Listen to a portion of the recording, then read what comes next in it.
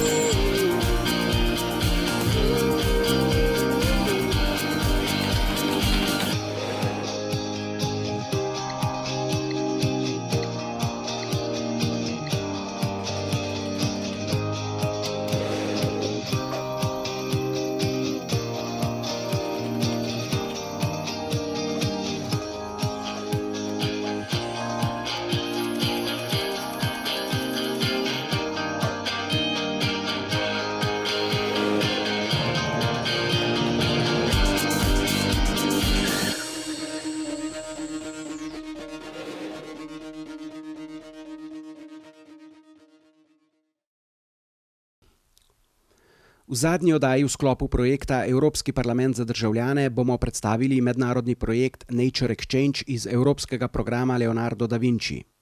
V Sloveniji je nosilec projekta Center za uravnotežen razvoj Vitra iz Cerknice, ki ima dolgoletne izkušnje pri podobnih projektih. V eni naših prejšnjih oddaj smo že predstavili, kako so v njihovi organizaciji Škotsko obiskali turistični vodiči iz Notranjske, tokrat pa so vloge zamenjali in tako so Slovenijo obiskali Škoti. V teden dni dolgem izobraževanju so naravovarstveniki in biologi spoznavali lepote in biotsko raznovrstnost Slovenije ter poleg Notranjske obiskali še Piran, Soline, Kočevsko reko in dolino Kolpe.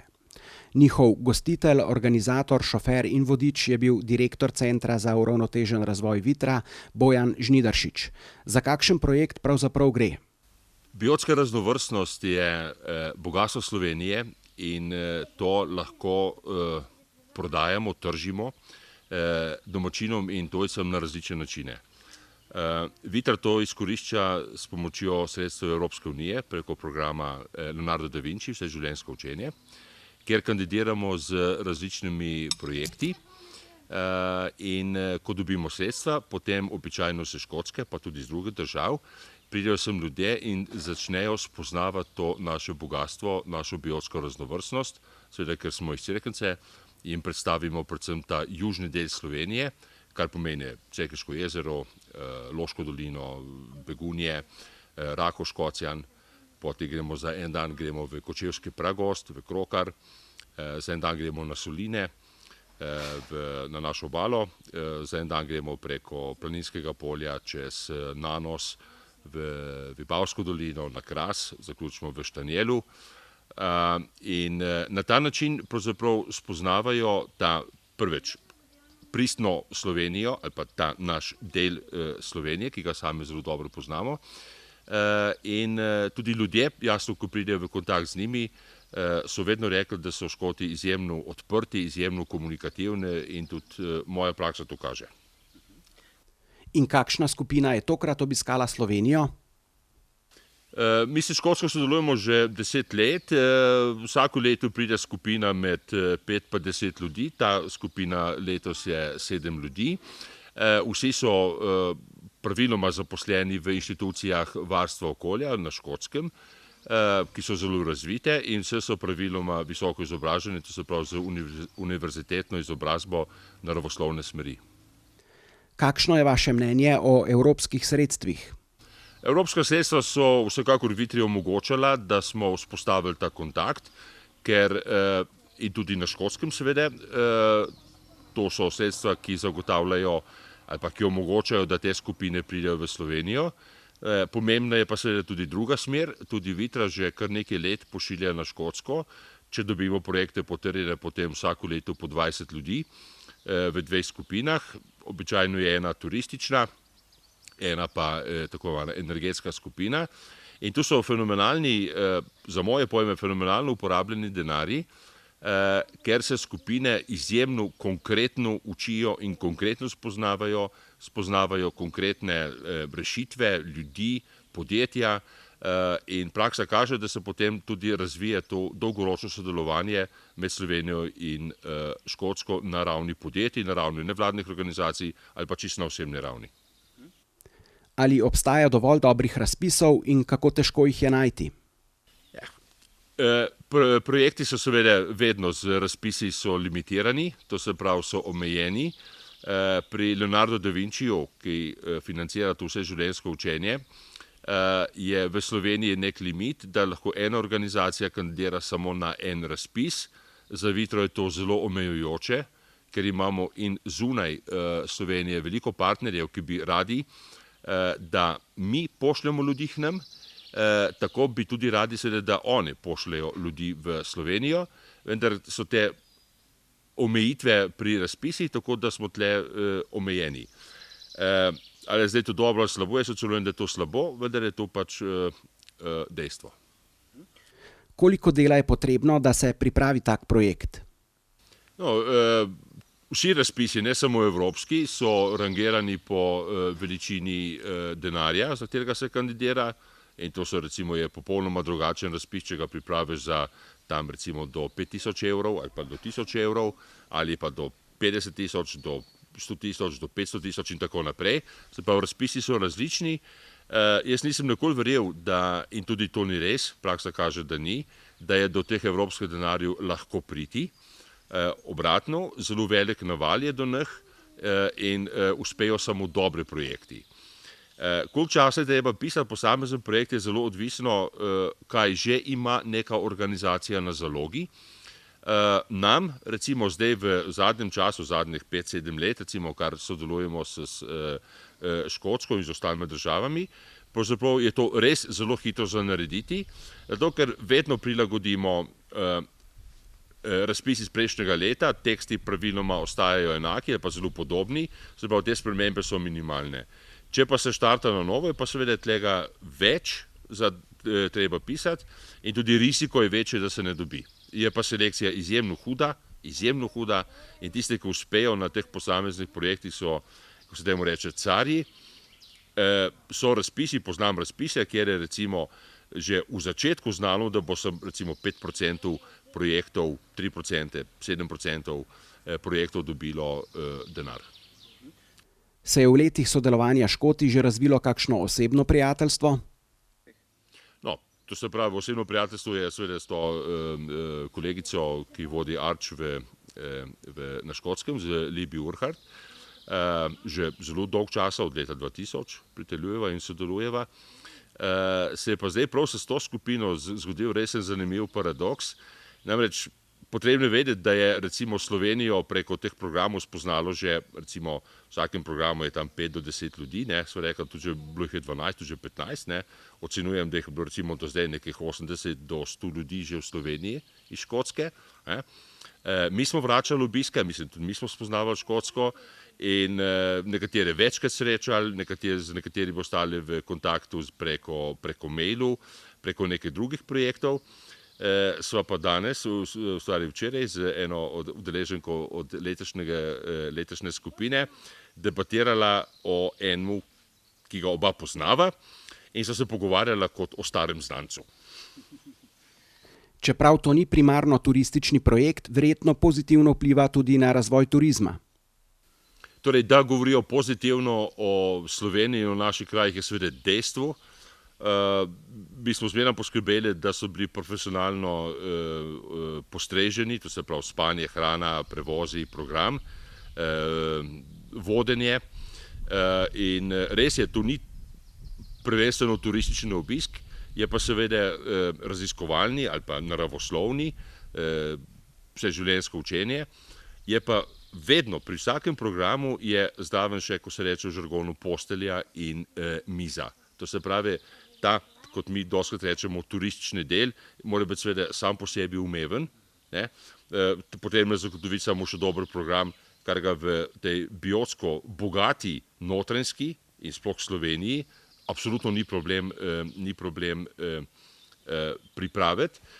Te so pa poti seveda tudi navdušeni, ker spoznavajo kraje in seveda jim omogočimo, da spoznavajo tudi neke mikrolokacije, ki jih tudi navadni turisti ni slučajno ne bi mogli obiskati ali pa ne bi znali poiskati. Je turistična nerazvitost notranjske prednost ali slabost pri takih projektih? Zdaj, stopna razvitosti turizma je seveda vedno lahko stvar diskusije, kaj zdaj to pomeni.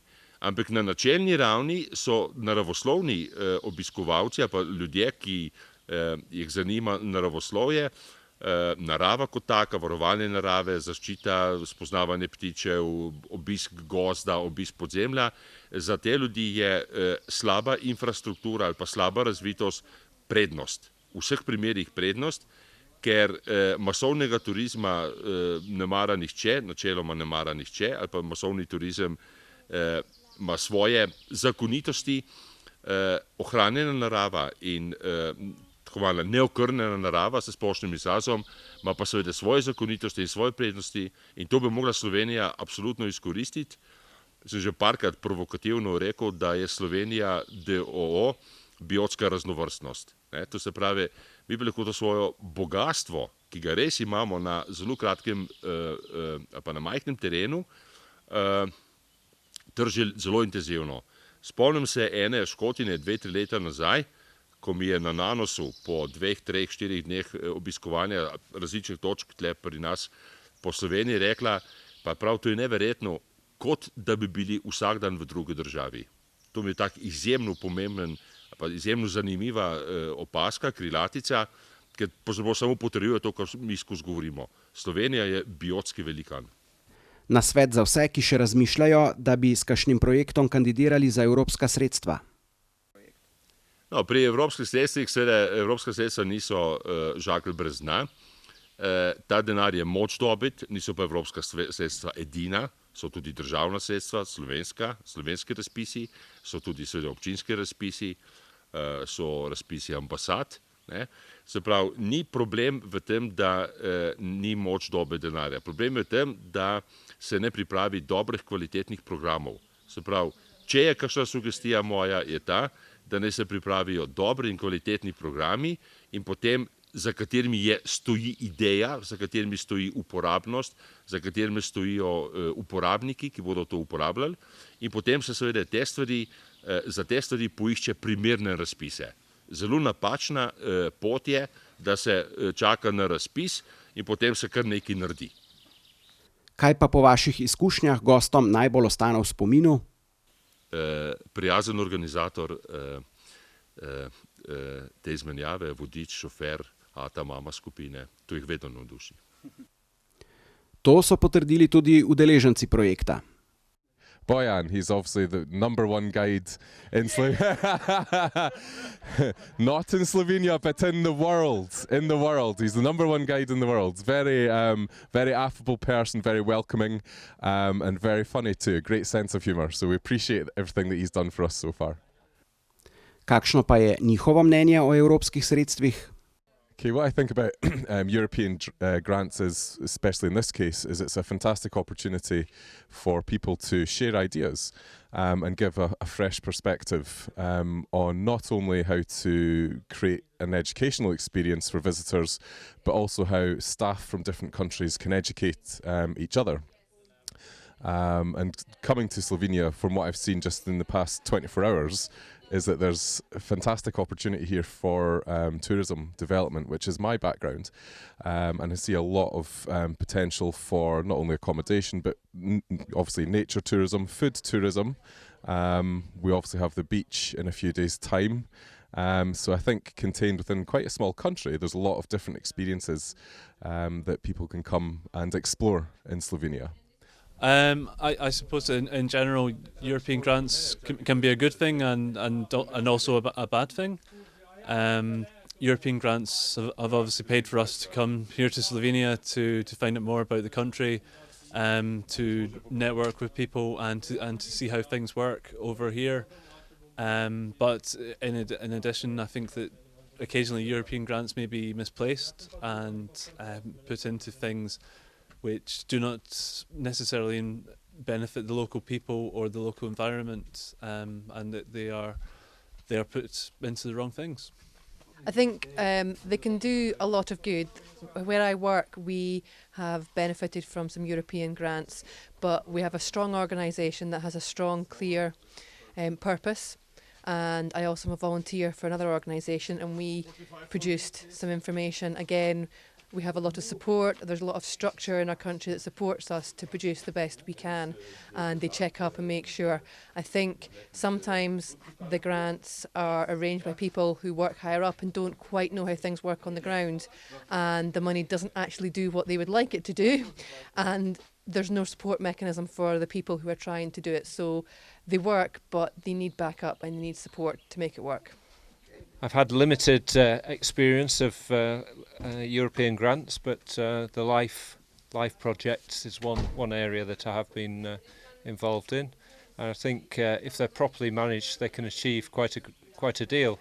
But they do need to be well managed. I think that system has improved over the years.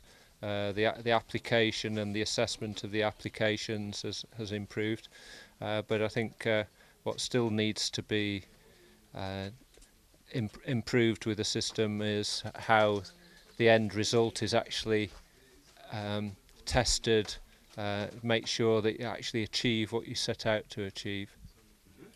I think European grants are very, very important in enabling different countries to actually progress. I do think, however, though, that if grants are to be implemented, there has to be a system for policing that and ensuring that people use the grants for what they're actually intended for. And I don't think that happens in a lot of the EU countries at the moment. I think some countries have it very well done and other countries have nothing at the moment. Well, I think European grants can be very useful. Certainly the organisation I work for, the Scottish Wildlife Trust, we recently benefited from a European grant which allowed us to refurbish our visitor centre, and we couldn't have done that without that money. So they can be very positive. I think in the UK, the way they're given out is very well administered. There's a lot of advice to help you with applying, and then also there's quite a strong follow-up to make sure that you actually use the money you're given wisely. I'm not sure that's necessarily the case in the rest of the EU. I don't really know, but I'm led to believe that it may not be. So I think good and bad. Okay, well, my experience of European grants in Scotland is that they've been extremely useful. We have a problem, invasive species in Scotland. I don't know whether you have it here. It's called Rhododendron ponticum, and it came originally from Portugal. And it's caused great losses in biodiversity by invading our Atlantic woodlands and blotting out any other vegetation, very, very deep leaf litter, very deep shade, very invasive. And European funding has been extremely important in providing money to clear the rhododendron across whole landscapes, providing money to a whole wide partnership of landowners. So that's one of the main experiences, also of removing non-native trees from vast native woodland areas, and on the whole that was very positive as well. I would say one of the negative things about that was that the money came in too quickly, so we cleared large areas very quickly, and that was perhaps not so desirable. But on the whole, very good. The bureaucracy involved in it was a bit of a nightmare, and actually trying to deal with the paperwork sometimes was quite difficult, but the project officers who were involved were very helpful with that, so it's okay. In kaj menijo o tem projektu? So I think the ArchNet project is very rewarding. I've only been here a day, and already I've learned so much. And over the next few days, when we go to see the virgin forests here, we go to see the beach, we find out about sustainable development in Slovenia. I think we'll learn a lot that I can take back to Scotland and share this information with my colleagues and develop the way that I work and apply the information that I've learned. This is great because I work in one particular area with one or two particular problems, and sometimes you can't see the wood for the trees, you can't work out what to do, and just by going to a different place, seeing some different people and seeing how they approach their problems, it can give you ideas on what you can do in your area, and hopefully the same, we can perhaps share some things, some solutions that we found that perhaps you may not have tried for things here. It's been fantastic. I've wanted to get onto this project for a little while, and thankfully this year it's worked out for me. We're obviously just on effectively day one of the exchange, but so far it's been fantastic. I've loved what I've seen of Slovenia yet so far. Very rich in wildlife, lots of interesting insects and birds around and flowers. The karst landscape is just amazing. So it's been terrific so far, yes. This project is absolutely amazing. I think the exchange is very, very important because it allows the intercollaboration of different information between different countries, for us to take some of our experiences back to Scotland and hopefully implement them, and vice versa. Hopefully we can feed something back into Slovenia in terms of what we actually do, what our practices are. So very, very important. I think this is an absolutely fantastic project. You know, it's been brilliant already just after the first day to have had the opportunity to see another country and the different habitats you have here, and to share information with people from other organisations and people working in other countries, because we can all learn from one another, and hopefully I can go back to Scotland and spread the word amongst my colleagues as to ideas and things that I think we could take away and use. The project that what we've seen of it so far, I haven't been here that long, but my immediate impressions of this project are, amazing. It's really excellent opportunity to come here, and obviously that is a great, very positive part of European funding. It's from my point of view, it's got me here. And the project itself seems very innovative and a great opportunity to think in new ways about how to manage the land. Kakšno pa je njihovo mnenje o Sloveniji? Slovenia as a country, from my experience, has been fantastic so far. I'm already thinking about how I could come back myself on holiday. My parents especially would love this. I know other friends and family members that would appreciate this experience.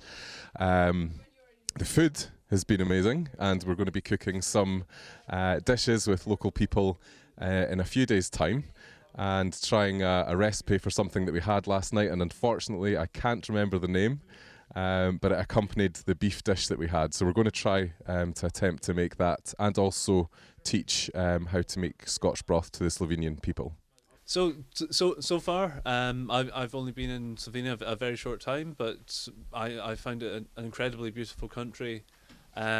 Scotland has 18% forest cover. I think Slovenia has 60, almost 3 times as much. And it is very evident in the landscape just how many trees there are here. The people are very friendly, and the food is great, and I have also enjoyed 1 or 2 beers already as well. Overall, very, very positive impressions. I think you have an amazing amount of variety in a small area. So much more. In one day you can go to so many different places. In the woodland you have so many different species with so many different flowers and the amount of different types of butterflies we see in one day. So many things in one day. You have a great variety, and people don't realise that who live far away from here. And I think that's something that I need to share, and that Slovenia needs to tell the world, that you have so much. Lovely people, fantastic food, nice weather. Couldn't ask for more, really. I am very, very impressed with Slovenia. I think it is so different from anything that I've experienced previously, primarily because you have such a high diversity of everything. You step out the front door and you're surrounded by wildlife, insects, different plant species, and in terms of the abundance of that, there's nothing comparable within Scotland to this in terms of the abundance and how many species are in one area. So it's an amazing experience. General impressions of Slovenia: I think it's a fantastic country. It's got a huge range of different habitats for such a relatively small country. I'll definitely be going back and telling everybody what a great place it is, and they should come here. The food and drink is excellent as well. It's a fantastic place to come to. Very friendly people. Just incredible diversity we've seen today. I've just looked on a wall behind the hut that I'm leaning against at the moment, and there's a fern growing on that people climb up mountainsides in Scotland to see. And all day we've seen the most extraordinary diversity of plants that I could only dream of seeing in Scotland. And so some of the more interesting lichens that we see in Scotland, we've seen one or two of those today as well, which I didn't expect to see. I thought they were associated with Atlantic coastal areas, and one of them was here today. So that was fantastic. And yes, the sheer variety of flowering plants has taken my breath away, and the beauty of the karst limestone areas today was just quite stunning. So and the amount of woodland, I know from a Slovenian point of view that's maybe not a wholly desirable thing, maybe the reduction in agricultural area, but from somebody who loves trees and lives in a country which has very little forest left, natural forest anyway, absolutely extraordinary. And it seems to me that you've got an amazing resource in your forests, and a great potential to develop more of a wood-based economy, a home wood-based economy. So very exciting times, I would think, potentially ahead. Udeleženci projekta so za lokalno skupnost pripravili tudi škotski večer v gostišču Mlakor v Markovcu, kjer so bili nastanjeni.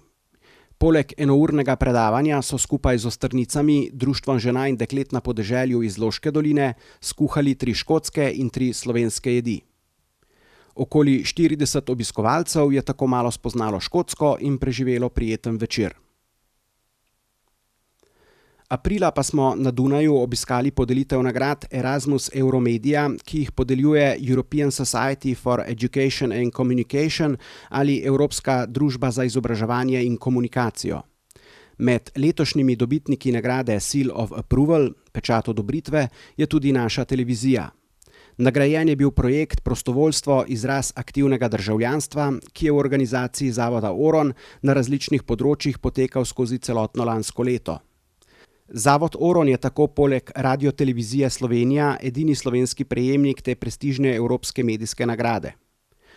Ob tej priložnosti smo pred naš mikrofon povabili predsednika Evropske družbe za izobraževanje in komunikacijo, gospoda Tomasa A. Bauerja. Can you tell us something about this year's award? Yeah, this year's award was the 17, sorry, we do it in 7 years.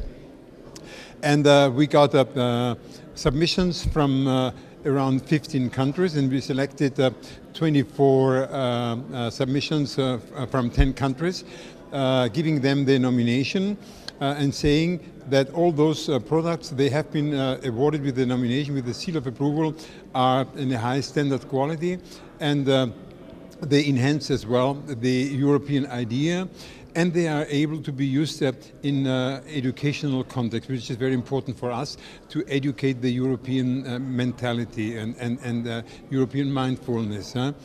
And Out from the nominations, we have selected the international jury has then selected the medals of excellence because of their content, the special prizes because of their way how the media are done, and the Grand Awards are those who address mostly the educational idea and the educational idea for the European values. Mm-hmm. We come from Slovenia, and we are not such a big country, but we have 2 awards. So it doesn't matter how big the country is, just how much good the program is. That's great. Slovenia is every year within the winners of the Erasmus Euromedia Award, and we have been very happy to have selected two different programs, yours and the one from RTV Slovenia. And the country is small, but it's a country, as we all know, Slovenia always is a tough country. The society there is very vivid and is very much Europe oriented as well. And what I like very much is the education. How shall I say? The educational energy. I always find there. And I also saw that the society does a lot for the education, especially for the students. So they are a factor in the society, and I think this is very important for a small country. Mm-hmm. The culture in media, everybody says, is going downstairs, but we see a lot of good programs here. So what is your opinion about the media culture and the future of media culture? Of course, we are experiencing now a huge media change. Of course, media change does not only mean that the technology is changing, the media culture is changing. The way how we use media in everyday life is changing very much our lives and the understanding of the society as well. And I'm sure, on the one hand, we open the use of media to more simple use of media for everyday life, in order to organize the everyday life and all what is important for our lives. But on the other hand, a media never dies. That means the old media, as we saw, they get more depth, they get more quality, they get more back to their functions, and they have not just to entertain and to be superficial. They can afford to have quality, because the non-quality communication, as we use it for every day, is done by other media, especially by social media. Mm-hmm. Mr. Thomas, thank you for your time, and good luck in the future. Thank you very much. Thank you very much for being here. Thank you. It was nice to see you. To je vse v zadnji oddaji Primeri dobre prakse.